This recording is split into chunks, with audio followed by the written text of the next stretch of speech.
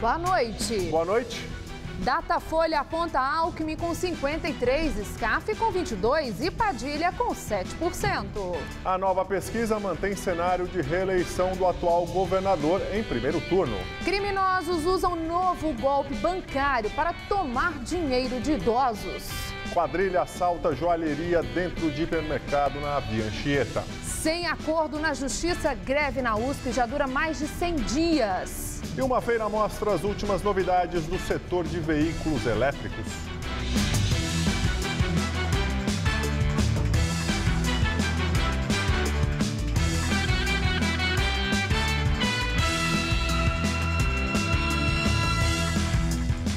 Nova modalidade de golpe bancário contra idosos vira caso de polícia na capital paulista. Criminosos que se fazem passar por atendentes de segurança de bancos conseguem, por telefone, acesso a dados e senhas de titulares. Em seguida, sacam o dinheiro da conta. Não há limite para a astúcia dos estelionatários.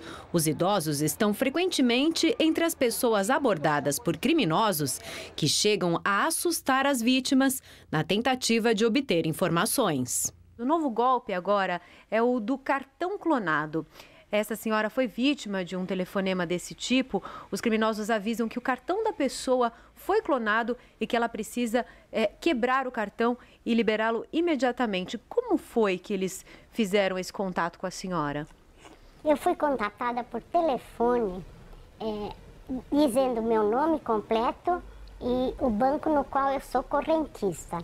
A pessoa era bem articulada e não me deixou dúvida. Quando perceberam que a vítima estava desconfiada, os criminosos passaram um número de telefone de uma suposta central de segurança do banco. Ao ligar para lá, a correntista foi informada de que uma compra de quase R$2.000 tinha sido feita em seu cartão, que deveria ser enviado ao banco imediatamente. Era tudo parte do golpe. Ele conseguiu me segurar no telefone quase 48 horas. Porque ele me dava informações constantes de como estava procurando o que tinha acontecido. Poucos minutos depois, um motoqueiro foi à casa da vítima para retirar o cartão, que já estava cortado ao meio. Mas, usando o chip, os golpistas sacaram dinheiro da conta, aumentaram o limite de crédito do cartão e fizeram compras num total de R$21.000. A gente pensa que está informada, mas não está, não. Realmente tem que ter muito cuidado mesmo. O caso foi registrado como estelionato no 16º Distrito Policial. As imagens das câmeras de segurança do banco e os números de telefones usados pela quadrilha serão analisados. Eles usam da ingenuidade dos idosos para conseguir, a obtenção dos lucros. O banco não vai ligar para a casa da pessoa solicitando a senha do cartão. A quadrilha teve acesso ainda a dados da Previdência Social da idosa. Conseguiram adiantar o depósito do 13º salário da aposentadoria e sacar o valor.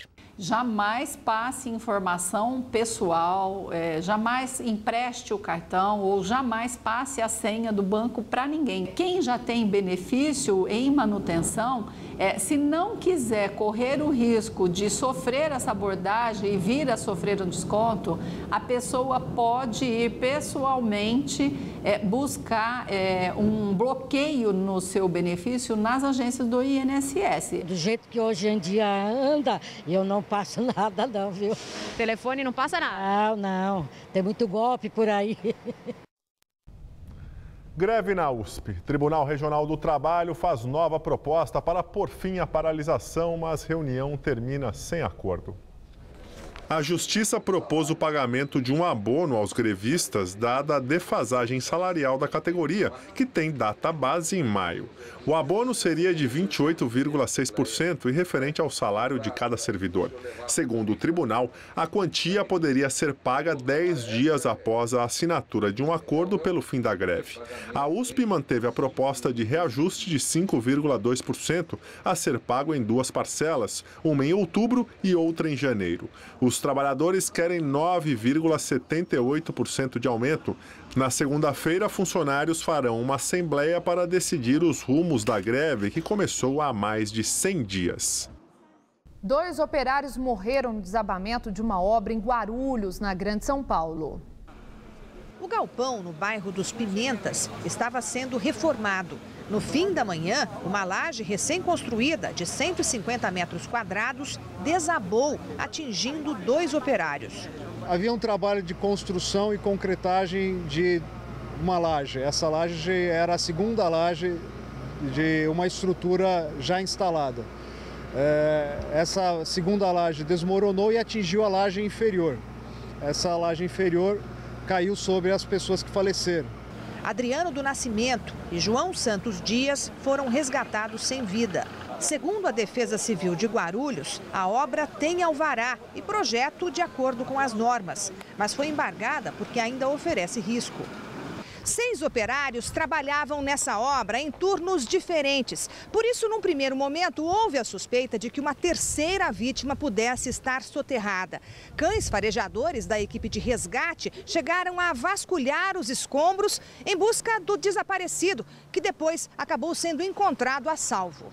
Foram à casa dele a primeira vez, na segunda, e realmente ele está em casa, são e salvo. Era um operário? Era um operário. Não funcionava nenhuma atividade no momento, o galpão estava desocupado e a obra estava acontecendo para uma futura ocupação que nós não sabemos qual é. A produção do Jornal da Gazeta tentou contato com a empresa Planitec, que tocava as obras, mas ninguém foi localizado para falar sobre o acidente. 1 ano do desabamento em São Mateus. O Ministério Público Estadual pede prisão preventiva de 2 empresários responsáveis pela queda do prédio. A polícia já havia responsabilizado o empresário Mustafa Abdala Mustafa e o falso engenheiro Alberto Alves Pereira pelo acidente. Além deles, outras 7 pessoas foram denunciadas à justiça. De acordo com o Ministério Público, os acusados expuseram a perigo de forma intencional a integridade física das vítimas, o que resultou em mortes e lesões corporais. Os responsáveis pela obra também são acusados de não terem feito um estudo adequado do solo onde o edifício vinha sendo erguido. A promotoria também pediu na denúncia que os acusados indenizem as famílias das vítimas. O desabamento, que aconteceu em agosto do ano passado, matou 10 operários. Quadrilha assalta joalheria dentro de um hipermercado no Sacomã, zona sul da cidade. O crime aconteceu ontem à noite. Testemunhas afirmaram que homens armados roubaram a loja e fugiram utilizando carros e motos que estavam parados no estacionamento. A PM ainda não sabe informar o que foi roubado. Nenhum suspeito foi preso até o momento. Em nota, o Carrefour afirmou que está à disposição das autoridades para colaborar com as investigações. O engenheiro Marco Antônio Zepini, que chefiava a chamada máfia dos fiscais nos anos 90, está preso em São Paulo. Foi sua primeira prisão em 1998, que levou à investigação de um grande esquema de propina que funcionava nas subprefeituras. Marco Antônio Zepini era o chefe dos fiscais da Regional de Pinheiros durante a gestão de Celso Pitta na Prefeitura de São Paulo em 1998. E foi o pivô do escândalo conhecido como máfia dos fiscais, um esquema de cobrança de propina de comerciantes e camelôs na capital paulista e que teria rendido mais de 400 milhões de reais. Preso nesta quarta-feira em Indaiatuba, no interior paulista, ele se mostrou revoltado por ter de voltar para a prisão. É que ele já tinha cumprido 3 anos de reclusão e desde 2005 aguardava o julgamento de recursos de um último processo deste episódio. Só que o Superior Tribunal de Justiça negou esse recurso e decidiu manter a condenação de 4 anos e meio, só que em regime semiaberto, quando o preso trabalha durante o dia, mas dorme na cadeia. São processos diferentes, né? O crime pelo qual ele foi acusado é o mesmo, que seria o de concussão. Naquele caso, ele foi condenado a 5 anos, cumpriu 3 anos, está com a pena já cumprida e agora, em 19 de agosto, foi expedido um novo mandado de um novo processo que estava em aberto. Hoje, ele está aguardando a vaga para um estabelecimento penal de regime semiaberto para que seja transferido. Assim como em cidades da Europa, São Paulo tem agora um serviço de aluguel de motos elétricas. E para mostrar as novidades do setor, acontece aqui na capital paulista a 10ª edição do Salão Latino-Americano de Veículos Elétricos. É na garagem de casa que Roberto aproveita para abastecer a moto. Ou melhor, dar uma carga a mais no veículo movido a bateria. E o melhor, ela pode ser feita numa tomada comum de qualquer voltagem. Depois é só seguir pelas ruas da cidade sem fazer barulho e nem emitir gases poluentes. A moto de fabricação alemã foi alugada pelo engenheiro. O gasto é de R$ 650 por mês. Investimento que, segundo ele, vale a pena. Ela consome, se eu der carga total todo dia, eu vou gastar menos de R$1 por dia. Então, em termos de consumo de combustível, é muito pouco. A empresa que aluga as motos começou com o serviço na capital paulista há 4 meses. Por enquanto, a ideia é apenas alugar as motos elétricas, já que o custo do veículo ainda é considerado alto. Faria de R$ 9 a R$ 22 mil. Mas os empresários apostam no crescimento desse mercado. A gente está buscando parcerias com hostels, hotéis. Recentemente fizemos uma experiência voltada ao turismo em Campos do Jordão. Ficamos praticamente um mês no Festival de Inverno. Foi muito bem recebido, inclusive por famílias. E para mostrar as novidades do setor, acontece em São Paulo o 10º Salão Latino-Americano de Veículos Elétricos. São motos, bicicletas, carros e até ônibus movidos 100% a bateria. Este modelo articulado foi desenvolvido no Brasil em parceria com empresas japonesas e já está sendo testado em uma linha de ônibus da cidade. Esse veículo em especial, além de ser um veículo grande, 18 metros para 150 passageiros, ele tem ar-condicionado e a gente conseguiu uma autonomia diária de 200 quilômetros. Isso é inédito no mundo para um ônibus dessa capacidade. À medida em que o setor de veículos elétricos cresce, aparecem também novas tecnologias que aumentam a autonomia dos veículos. Este carro chinês, por exemplo, chega a fazer até 300 quilômetros. Depois, bastam 2 horinhas na tomada para que a bateria seja carregada novamente. Hoje no Brasil são cerca de 3 mil veículos entre elétricos e híbridos. Uma das principais barreiras ainda é o valor do carro. É preciso também que o setor seja regulamentado. Para que isso aconteça, a gente precisa quebrar as tarifas de impostos que incidem sobre os veículos elétricos, que são muito altas. Porque, além de serem altas, elas sofrem um efeito cascata. Então, um veículo elétrico chega a custar 255% do seu preço original. Já as bicicletas elétricas são uma realidade mais acessível e estão nos planos de muita gente. É muito interessante, é bem legal, para o uso urbano, para ir para o trabalho. Realmente é uma tecnologia que acho que vem para ficar mesmo. O 10º Salão Latino-Americano de Veículos Elétricos acontece no Expo Center Norte até sábado. A entrada é gratuita. Produção de veículos no Brasil cai 22,4% em agosto, na comparação com o mesmo mês do ano passado. Segundo a Anfávia, no mês passado foram produzidas 265.910 unidades. No acumulado dos 8 primeiros meses do ano, a produção chegou a 2 milhões e 100 mil veículos, o que significa um recuo de 18% na comparação anual. Veja agora como foi o dia de campanha dos 3 principais candidatos à presidência da República. De manhã, a presidente Dilma Rousseff encontrou-se com Arthur Ávila, o primeiro pesquisador brasileiro e da América Latina ganhador da medalha Fields, prêmio equivalente ao Nobel da Matemática. À tarde, a candidata à reeleição pelo PT esteve em Fortaleza, onde visitou um residencial do programa Minha Casa Minha Vida. Dilma recebeu flores dos trabalhadores e uma placa de homenagem. Ainda hoje, ela deve participar de um comício no Recife com o ex-presidente Lula. Aécio Neves, candidato do PSDB, cumpriu a agenda em Minas Gerais. Pela manhã, participou de encontros com lideranças políticas e fez passeata em Belo Horizonte. O ex-governador mineiro disse que as propostas de Marina Silva não são viáveis e que o Brasil não vai querer viver uma rota de improvisos. No final da tarde, Aécio participou de um ato político em Uberlândia. Marina Silva, candidata do PSB, esteve em Porto Alegre, onde se encontrou com aliados políticos. À tarde, visitou a feira Expo Inter, em Esteio. Em entrevista, Marina disse que só é questionada sobre sua fé por ser evangélica. A candidata classificou esse tipo de pergunta como preconceito, já que ela não é feita para um líder católico ou a uma pessoa sem nenhuma crença. CPI da Petrobras. Rubens Bueno, líder do PPS na Câmara, quer ouvir Hildo Sauer na comissão.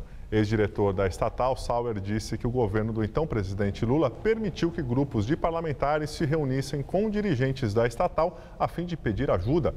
Ele também acusou a presidente Dilma Rousseff de procurar culpados sempre que os problemas aparecem. Para Bueno, as afirmações de Sauer reforçam a tese de aparelhamento da Petrobras na gestão do PT. O parlamentar acredita que Hildo Sauer possa ajudar a entender as interferências políticas na companhia. E agora vamos ao comentário de política com José Neumann e Pinto.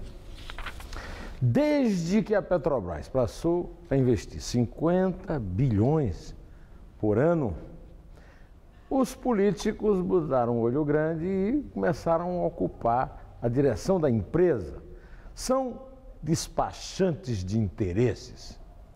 Dilma, quando disse que só autorizou a compra de metade das ações da Astra Oil em Pasadena, porque foi induzida a erro por Nestor Severó, fez uma piada. Quem declarou isso não foi um membro do partido da imprensa golpista, que alguns petistas assim acham e definem a mídia que publica escândalos, nem os candidatos da oposição, que são muito água com laranja nesse assunto Petrobras, né? Foi Hildo Sauer. Hildo Sauer foi o principal assessor de Lula na área de energia para o primeiro mandato, a primeira vitória eleitoral de Lula. Por causa disso, foi nomeado diretor de gás e energia da Petrobras. E ele conta a experiência dele como um petroleiro, um representante da Petrobras, dos acionistas e do povo brasileiro, enfrentando os interesses dos grupos políticos que infiltraram na Petrobras. Por causa disso, ele disse que foi demitido. Pois bem, o Hildo Sauer está sendo processado, está com os bens bloqueados, ao contrário de Dilma e ao contrário de Graça Foster, que foi poupada pelo Tribunal de Contas da União. Mas Hildo Sauer acha que pode contribuir muito e contou o seu relato da sua participação na Petrobras ao jornal Estado de São Paulo. E também vai contar ao TCU. Só que ele preferia que o assunto da Petrobras, que virou um assunto policial, fosse investigado por polícias do exterior. Você não acha que realmente seria o caso? Ora, o Hildo e muitos outros, o Paulo Roberto Costa, por exemplo, que está fazendo uma delação premiada, tem muito a contar. Por que não numa investigação policial internacional? Não é mesmo? Olha, eu volto direto ao assunto terça-feira. Em pé. Pesquisa Datafolha sobre a corrida ao Palácio dos Bandeirantes mostra que se a eleição fosse hoje, Geraldo Alckmin venceria no primeiro turno. Candidato à reeleição, o tucano aparece com 53% das intenções de voto. No último levantamento, ele tinha 55%. Em segundo, vem o candidato do PMDB e presidente licenciado da Fiesp, Paulo Scaff. Ele tem 22%. Scaff cresceu 6 pontos em relação ao último levantamento. Em terceiro, vem o petista Alexandre Padilha, com 7%. O último Datafolha mostrava o ex-ministro da Saúde com 5%. A margem de erro do levantamento é de 2 pontos percentuais para mais ou para menos. O Datafolha também fez uma simulação de segundo turno entre Alckmin e Scaff. O tucano vence com 58% dos votos. Scaff teria 30%. A pesquisa está registrada no Tribunal Superior Eleitoral. Gilberto Natalini, do PV, Raimundo Senna, do PCO e Laércio Benco, do PHS, tiveram 1% cada um. Os outros candidatos não pontuaram. Brancos e nulos somaram 8%. Não souberam responder 7%. A pesquisa foi realizada entre terça e ontem. Foram entrevistados 2.054 eleitores em 56 municípios do estado. E confira agora o dia de campanha dos 3 principais candidatos ao governo paulista. Em visita a São José dos Campos, o governador e candidato à reeleição Geraldo Alckmin, do PSDB, acompanhou o treinamento do Batalhão de Ações Especiais da Polícia Militar. Durante a entrevista, ele falou sobre seus planos de investimento em segurança pública na região. É a primeira vez aqui no Vale do Paraíba que nós passaremos a ter esse batalhão especializado para enfrentamento de crime organizado, organizações criminosas, ações que demandam uma ação especializada. Paulo Scaff, do PMDB, realizou uma caminhada pelo bairro México 70, em São Vicente, litoral paulista. Ele conversou com moradores, visitou uma unidade básica de saúde e voltou a criticar a situação do saneamento básico. À beira de um córrego, onde era despejado esgoto a céu aberto, Scaff afirmou que, no bairro, há uma ausência completa do Estado e que teria vergonha de governar um Estado onde pessoas vivem dessa forma. O candidato do PT, Alexandre Padilha, fez caminhada pelas ruas do centro de Sorocaba, no interior paulista. Entrou nas lojas e cumprimentou eleitores. Padilha comentou as pesquisas divulgadas ontem que o apontam em terceiro lugar. Vai ser igual a Copa do Mundo. Tem muito favorito que acha que vai ganhar a Copa do Mundo e vai perder ao longo da Copa. Nós estamos crescendo a cada pesquisa, à medida que a gente passa a ser conhecido pela população. A TV Gazeta não vai realizar os debates eleitorais que planejou. Infelizmente, essa tradição jornalística da emissora será interrompida neste ano. Os principais candidatos a presidente e o principal candidato ao governo de São Paulo alegaram uma desculpa genérica, falta de espaço nas respectivas agendas. Lamentamos muito. Dilma Rousseff, Marina Silva, Aécio Neves e Geraldo Alckmin foram convidados pela TV Gazeta conforme a lei. Enviaram representantes às reuniões, aprovaram regras e fixaram datas. Mas privaram o público da mais paulista das emissoras dessa contribuição importante para refletir sobre o voto. O jornalismo da TV Gazeta continuará com a cobertura da campanha eleitoral nos telejornais e no programa Hora do Voto. Como sempre, dentro de sua linha editorial independente. O paulistano sentiu a mudança do tempo hoje. O sol mal apareceu e a máxima não passou dos 18 graus. Mas esse frio deve durar pouco. No fim de semana, a umidade do ar deve cair e as temperaturas voltam a subir. Vamos ver em detalhes a previsão para o Brasil e o estado de São Paulo com Luciana Magalhães. As áreas de instabilidade diminuem e o tempo volta a abrir no centro-sul do Brasil. Uma massa de ar seco ganha força sobre o sul, sudeste e centro-oeste. O tempo abre e a temperatura sobe, mas ainda pode chover no sul do Mato Grosso do Sul e no norte de Goiás. Já no leste do Espírito Santo e de Minas, previsão apenas de garoa. A exceção fica com o Rio Grande do Sul, onde uma frente fria provoca chuva forte. Já no norte do país, são esperadas pancadas de chuva em grande parte da região. E no nordeste, chove de forma isolada. O tempo só fica firme no norte do Ceará, no Rio Grande do Norte, na Paraíba e no interior de Pernambuco. Máximas amanhã de 26 graus no Distrito Federal e de 27 em Salvador. Em São Paulo, o tempo volta a abrir em todo o interior. Apenas o leste paulista continua com algumas nuvens, mas não há expectativa de chuva. A temperatura não muda muito. No centro-oeste, máxima de 28 graus em Presidente Prudente. No centro-norte, máxima de 29 graus em Araraquara e de 27 em Franca. E na faixa leste, a temperatura continua amena, com máxima de 25 graus no litoral. Amanhã aqui na capital o dia começa com névoa, mas o tempo logo abre e fica firme, máxima de 23 graus. E o fim de semana será de sol entre algumas nuvens, sem previsão de chuva. A temperatura sobe e a máxima chega aos 26 e 27 graus, respectivamente. Eu volto daqui a pouco no Jornal da Gazeta, edição das 10. Até lá!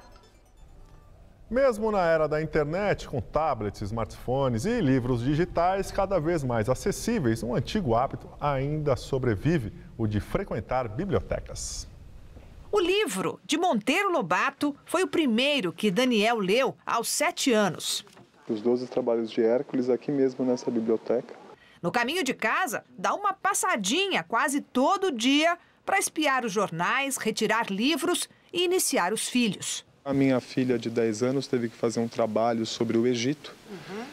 pedido pela professora da 5ª série que ela estava fazendo, e a gente veio pesquisar aqui. Nós não usamos a internet, nós retiramos aqui acho que 8 livros. A pesquisa foi na Biblioteca Monteiro Lobato, a mais antiga do gênero infanto-juvenil ainda em funcionamento no país, onde Ayla trabalha há 24 anos como contadora de histórias. Ela diz que se apaixonou por esse ofício de tanto ouvir o avô.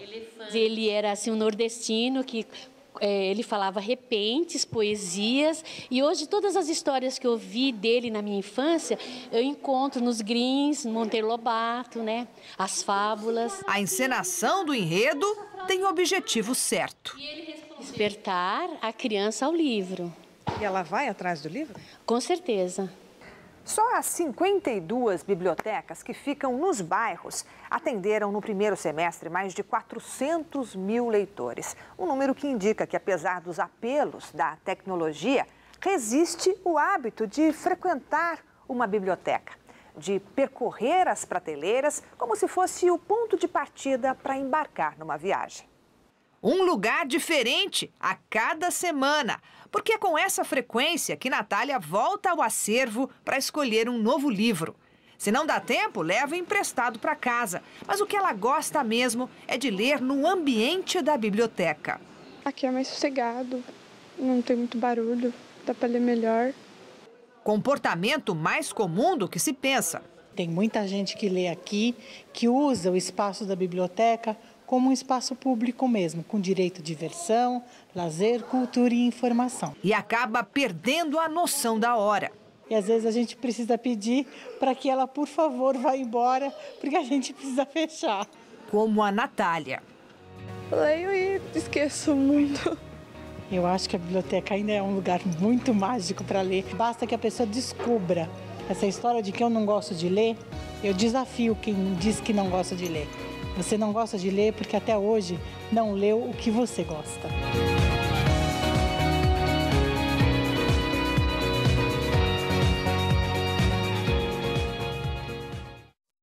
Nos Estados Unidos, o governo anuncia a abertura de investigação sobre a atuação da polícia da cidade de Ferguson, onde há quase um mês um jovem negro foi morto a tiros por um policial branco. O procurador-geral Eric Holder anunciou que a Divisão de Direitos Civis lançará 2 medidas para investigar o que ele classificou como violações sistêmicas cometidas pela polícia local. A divisão vai investigar supostas ilegalidades cometidas pelos oficiais e deve realizar uma reforma em colaboração com o Departamento Regional de Polícia. O anúncio aconteceu 10 dias depois do início das investigações sobre o assassinato de Michael Brown. O caso provocou uma onda de protestos em Ferguson e retomou a discussão sobre questões raciais nos Estados Unidos. E agora vamos ao comentário de política internacional com João Batista Natali. Vamos falar mais uma vez da Venezuela. O presidente Nicolás Maduro escorrega cada vez mais para o perfil de um ditador. Temos 2 novidades nessa semana. A primeira veio do partido chefiado pelo presidente. É uma versão bolivariana do Pai Nosso, a oração que Jesus ensinou a todos os cristãos. O Pai Nosso virou uma beatificação de Hugo Chávez, o dirigente venezuelano que morreu no ano passado. Começa assim: Chaves nosso que estás no céu, na terra, no mar e dentro de todos nós. A Arquidiocese de Caracas alertou que isso não é apenas uma brincadeira de mau gosto. É um sacrilégio que machuca a consciência da maioria católica da Venezuela. A segunda novidade foi uma reforma ministerial que Maduro anunciou para tentar conter a crise econômica.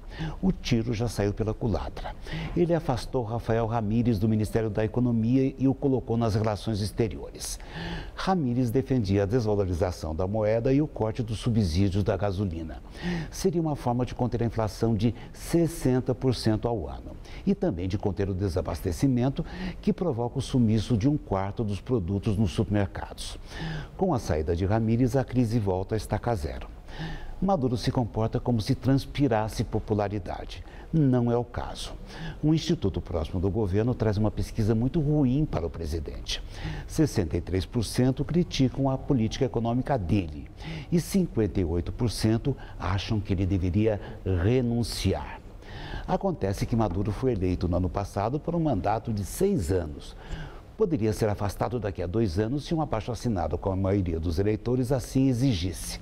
Mas dificilmente esse abaixo-assinado vai sair.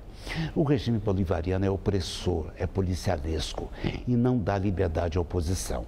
E também controla a mídia. Há algumas semanas, o último grande jornal de oposição, o El Universal, foi vendido a um grupo próximo de Maduro. A democracia venezuelana está asfixiada. Ela não tem como respirar. É assim que o mundo gira. Boa noite.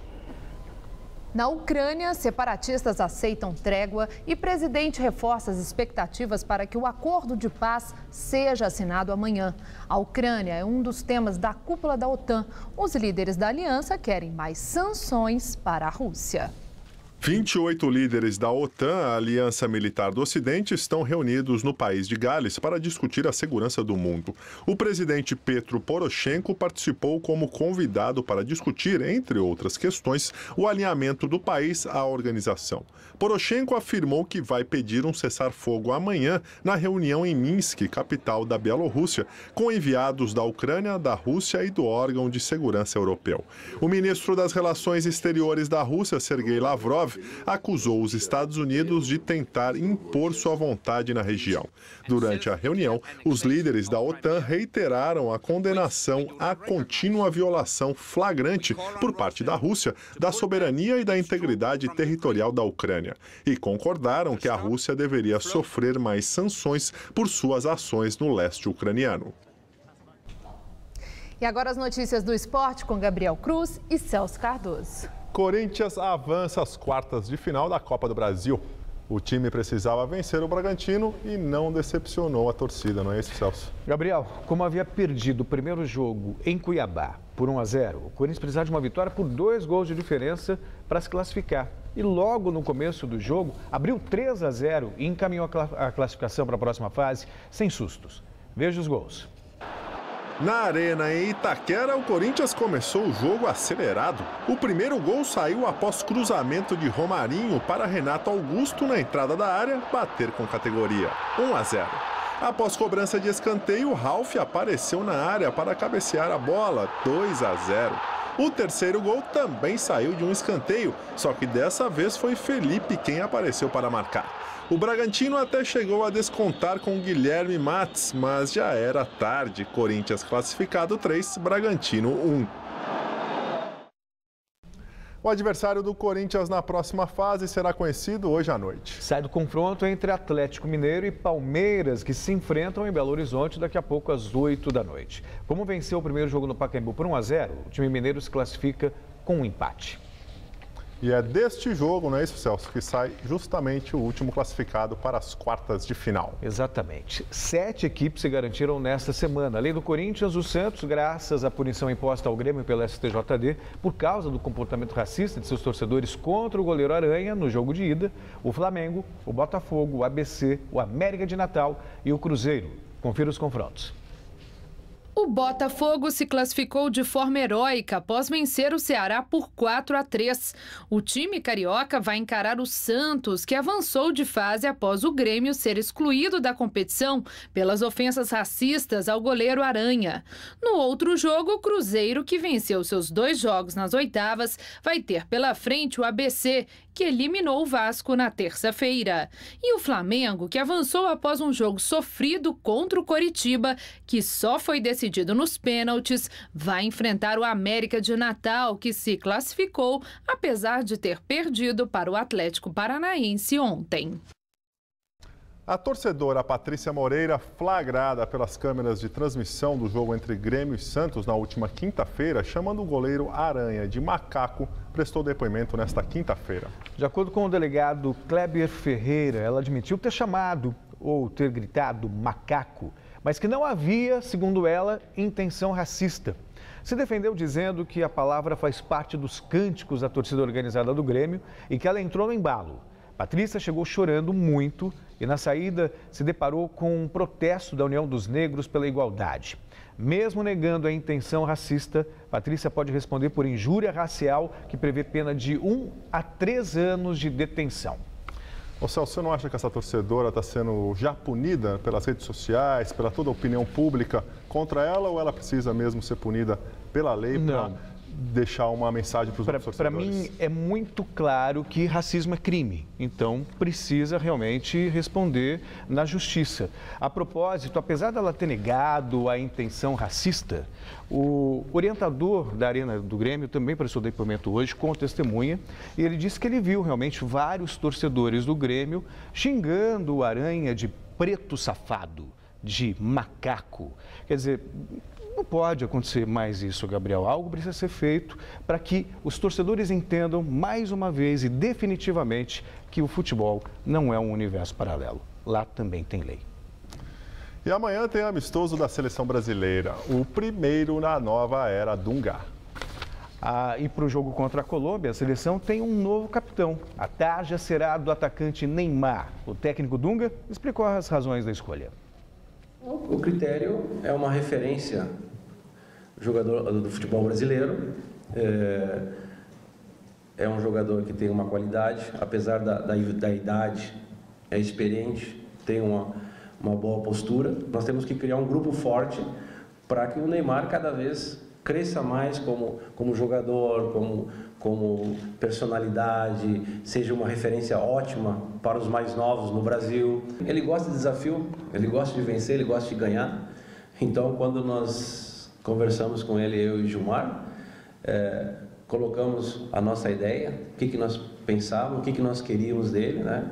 Falamos todas as coisas boas. Aí depois nós começamos a falar, vem o kit agora que é mais pesado, agora vem essa responsabilidade. E ele sorriu da mesma forma, com grande desafio, sabe que tem outros líderes dentro do grupo também, mas esse é um momento, né, para a carreira dele, importante para ele, como para a seleção brasileira.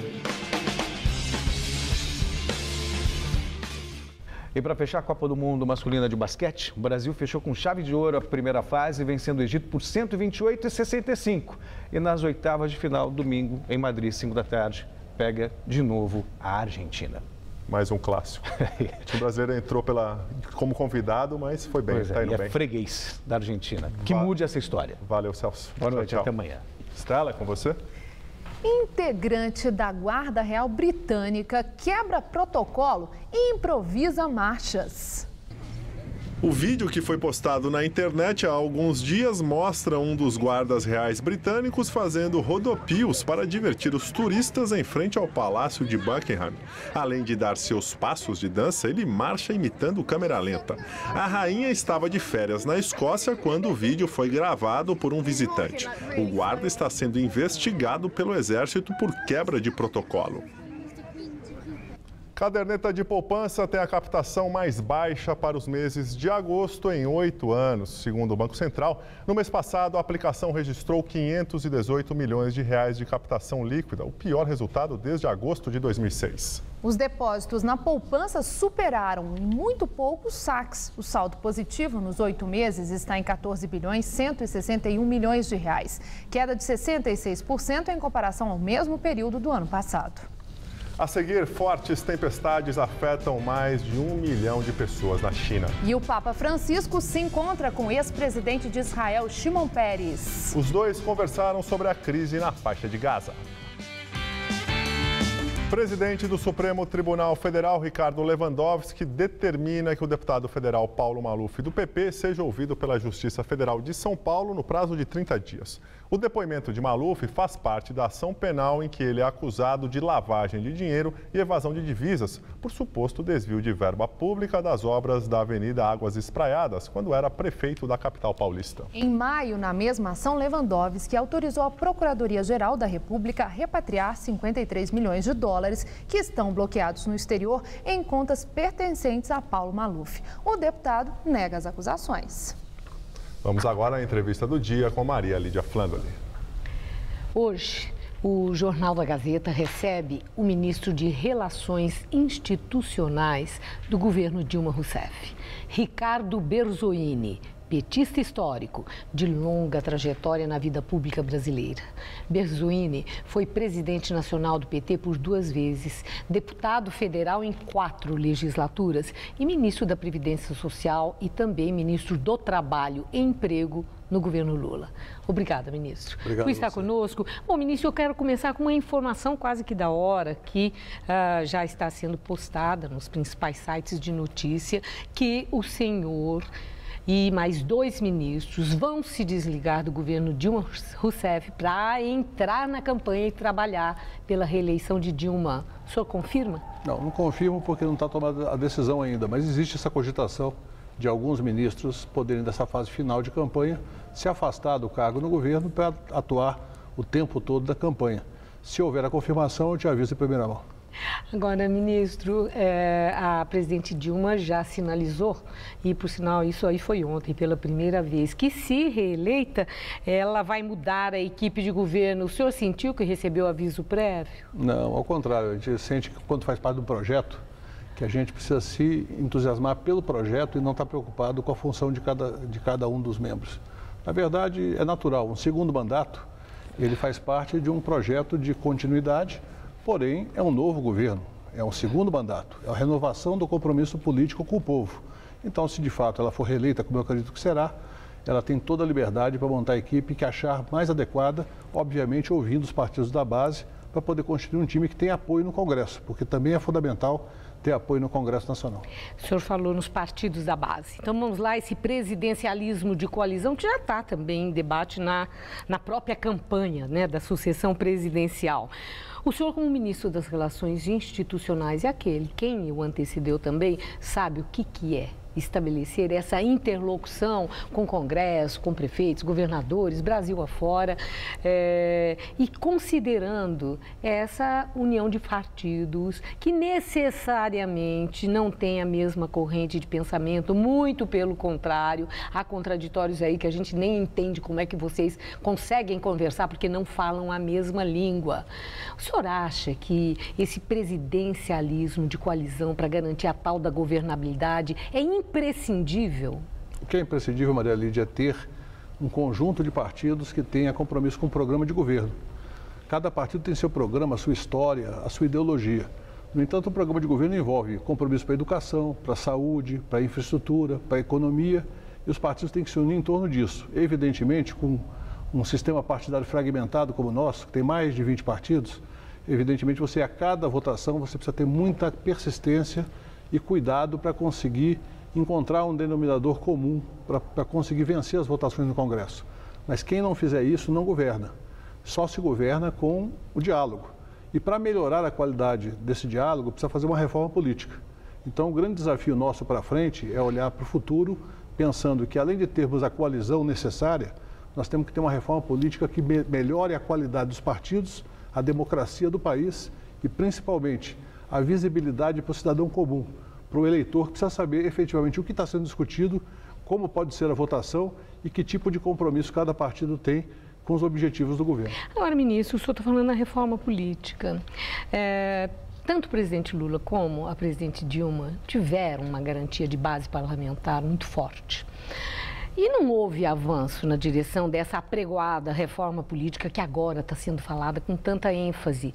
Por que o PT e o governo Dilma e o governo Lula não conseguiram avançar? Não tiveram empenho? Não houve interesse? Ou esse partido, essa base parlamentar não foi tão amiga, assim, tão colaboradora? Exatamente, ali nenhum partido é amigo de ninguém. Os partidos têm compromissos e interesses. Interesses. E, evidentemente, cada partido vê a reforma política de uma maneira. Então, quando você tem um tema como esse, assim como a reforma tributária também, que é outro tema que todos falamos durante as campanhas eleitorais, e há uma dificuldade de vencer esse obstáculo. Por quê? Porque há muita divergência. Agora, há uma questão que eu acho que todos os eleitores brasileiros concordam, e seguramente a maior parte do mundo político também entende assim. O sistema político que aí está tem hoje uma crise de credibilidade junto à população. Se tem crise de credibilidade e a gente quer fortalecer a democracia, é preciso fazer algum tipo de reforma que aumente a qualidade da representação e, de outro lado, que reduza o poder econômico nas eleições. As campanhas hoje são muito caras, a influência do poder econômico é muito alta e o eleitor muitas vezes fica perdido entre tantas campanhas suntuosas e que não têm a ver com o dia a dia da população. Quando o senhor fala em campanhas suntuosas, é difícil dizer aquela que não é. excluindo os partidos pequenos, os grandes realmente chegam a chocar, né, pelo refinamento do marketing político que todos sabemos demanda tanto dinheiro. Né? É tão cara. Mas eu queria ouvir do senhor algo que o senhor sempre falou da importância da pressão social para as conquistas democráticas. Né? Sempre foi um defensor disso. Aliás, isso esteve na base, na bandeira do PT. As manifestações de junho mostraram que havia um distanciamento do governo do PT, do governo Dilma, desse clamor popular. Isso aí apareceu nas ruas. O que aconteceu?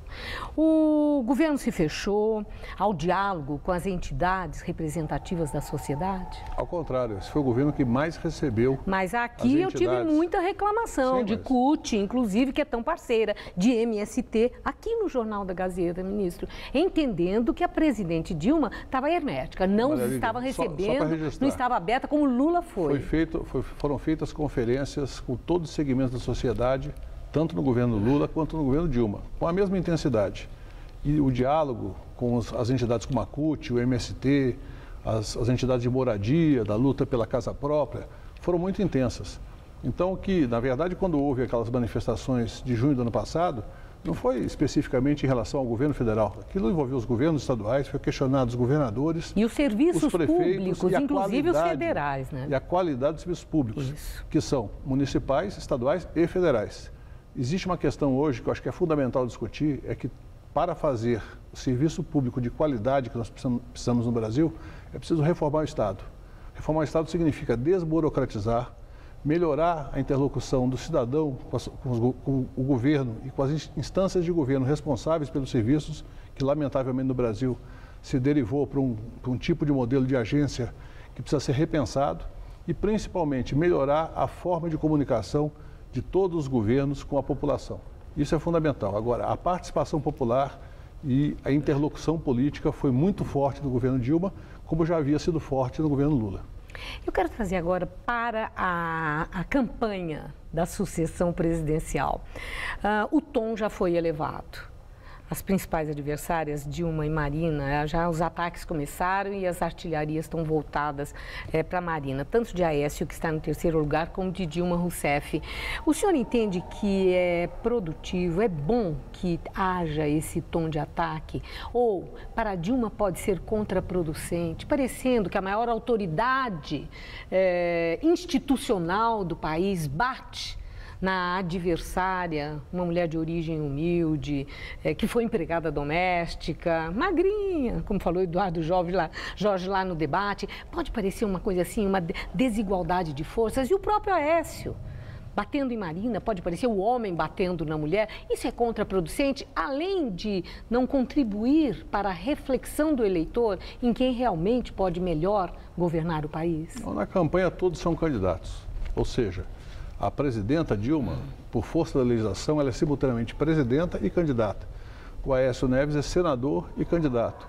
E a Marina Silva também é candidata e já foi senadora e já teve outras funções no país. Nesse momento é o momento do eleitor poder saber o que cada um deles pensa. É o momento em que a crítica e a proposta política tem que andar lado a lado. Senão seria uma eleição fria demais. Então nós podemos, cada candidato, apontar os erros que o outro eventualmente comete e, ao mesmo tempo, trabalhar com a ideia de que é preciso apresentar propostas para o país. Como é que vai ficar a questão do emprego, da renda, da saúde, da educação, num futuro mandato, ou seja, da presidenta Dilma ou dos seus adversários. Tanto Aécio, quanto Marina, quanto Dilma têm a responsabilidade, nesse momento, de apresentar para o país um conjunto de propostas consistentes para poder governar o Brasil nos próximos 4 anos. Como eu disse, não é a mera continuidade, é um novo mandato. E tem que se renovar os compromissos políticos com quem vai às urnas no dia 5 de outubro dizer se quer votar de uma maneira ou de outra. Agradeço muito sua entrevista, ministro. Uma boa noite. Eu que agradeço. Um abraço. Estela. Ato contra a lei que proíbe o uso de máscaras em protestos acontece neste momento na região central da cidade. A repórter Sabrina Pires acompanha a manifestação e tem mais informações. Sabrina. Estela, essa manifestação começou por volta de 6 horas da tarde, mas ela ficou mais tensa agora. A polícia fez um cordão de isolamento aqui na Praça Roosevelt, não deixando os manifestantes que justamente protestam contra essa lei sancionada que proíbe o uso de máscara em manifestação. Agora eles querem ir para a Praça da Sé, mas a polícia tentou cercá-los para não deixar ninguém sair aqui dessa região. Ficou um pouco tenso, não houve nenhuma confusão, pelo menos por enquanto, mas a polícia está aqui tentando cercar toda a Praça Roosevelt. Voltamos ao estúdio. Muito obrigado. Ex-presidente de Israel, Shimon Peres, visita o Papa Francisco e sugere que o pontífice presida uma organização das Religiões Unidas. Shimon Peres, de 91 anos, disse ao Papa Francisco que a ONU é hoje um organismo político, mas não tem a convicção que as religiões geram. E por isso as declarações do secretário-geral não têm a eficácia de qualquer homilia do Papa, que reúne 500 mil de pessoas na Praça de São Pedro. Na reunião também foi abordada a situação no Oriente Médio. Na Cisjordânia, um relatório da Autoridade Palestina avalia que serão necessários pelo menos 4 bilhões de dólares para a reconstrução da faixa de Gaza, bombardeada em 50 dias de guerra. Fortes tempestades afetam mais de 1.900.000 pessoas na China. 21 distritos e municípios do sudoeste da China já foram atingidos pelas fortes chuvas. 4.780 casas desabaram e quase 80 mil pessoas foram levadas para abrigos. Equipes de resgate usaram cordas para salvar moradores de um vilarejo. A Organização Mundial da Saúde avalia 8 tratamentos e 2 vacinas experimentais para combater o ebola. Os tratamentos foram apresentados a 200 especialistas reunidos em Genebra, na Suíça, e podem estar disponíveis para uso geral antes do final do ano. O último balanço da Organização Mundial da Saúde, divulgado ontem, constata que mais de 1.900 pessoas já foram mortas pelo vírus e 3.500 casos foram confirmados, a maioria na Libéria, Serra Leoa e Guiné, e também na Nigéria em menor escala. O líder da rede Al-Qaeda, Ayman al-Zawahiri, anunciou a criação de uma filial indiana do grupo terrorista. Zawahiri descreveu a filial como uma boa nova para os muçulmanos na Índia, pois essa nova ala vai resgatar seu povo da injustiça e opressão. Políticos indianos expressaram séria preocupação com o vídeo. 18 pessoas morreram e 150 ficaram feridas após insurgentes do Talibã detonarem 2 caminhões-bomba e lançarem granadas em um prédio da agência de espionagem do Afeganistão no centro do país. O ataque foi o maior das últimas semanas. O Afeganistão passa por crise de segurança no momento em que a maioria dos soldados estrangeiros vem saindo do país. E o Jornal da Gazeta fica por aqui. A edição de hoje pode ser vista daqui a pouco no site tvgazeta.com/Jornal da Gazeta. Mais notícias no Jornal da Gazeta, edição das 10, que em função do horário político começa às 10h50. Uma boa noite. E nós voltaremos amanhã às 19 horas. Uma excelente noite para você e até lá.